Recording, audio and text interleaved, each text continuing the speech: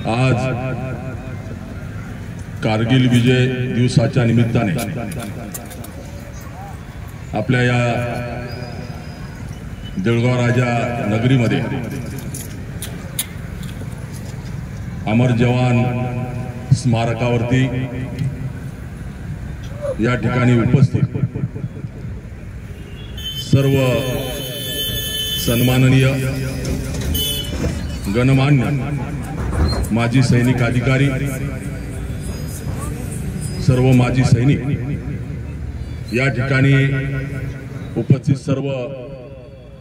पदाधिकारी, कार्यकर्ता बंधू, विद्यार्थी मित्र तथा मातृशक्ती, आज आपण सर्वजण 1999 ला जे कारगिल युद्ध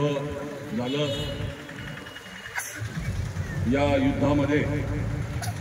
एक ऐतिहासिक असा विजय आपल्याला मिळाला आणि हा विजय मिळत असतानाच ज्यांनी आपल्या प्राणाची आहुती दिली, बलिदान दिलं, समर्पण दिलं, असे वीर जवान, त्यांच्या स्मृतीला विनम्र अभिवादन करण्यासाठी, त्यांच्या स्मृतीला उजाळा देण्यासाठी, हा विजय उत्सव साजरा करण्यासाठी त्यांनी आपल्या देशासाठी सर्वोच्च बलिदान दिलं, त्यांची आठवण करणे, त्यांना वंदन करणे, त्यांना नमन करण्यासाठी आपण सगळेजण एकत्र आलो आहोत। अनेक वर्ष भारत सरकारने पाकिस्तान सोबत मैत्रीचा हात पुढे केला, समझोता एक्सप्रेस सुरू केली, शांतता प्रस्थापित करण्यासाठी सर्व प्रयत्न केले, परंतु पाकिस्तान या देशाचा मनोदय नेहमीच आपल्या देशामध्ये आतंकवाद, दहशतवाद आणि कुरापती काढण्यामध्ये गेला आणि त्याच काळामध्ये 1999 ला कारगिल जिल्ह्यामध्ये अतिशय उंच शिखरावरती काही परिसर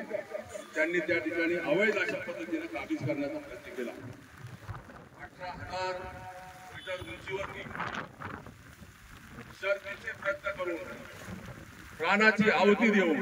आपल्या सैनिकांनी जी मेहनत घेतली आणि त्या ठिकाणी आपल्या देशाला हा विजय मिळवून दिला, त्यांचं स्मरण करताना अतिशय अभिमानाने छाती फुलावी असा हा दिवस आणि हा देशासाठी हा ऐतिहासिक असा दिवस आहे। आपण सर्वजण या ठिकाणी या वीर जवानांना,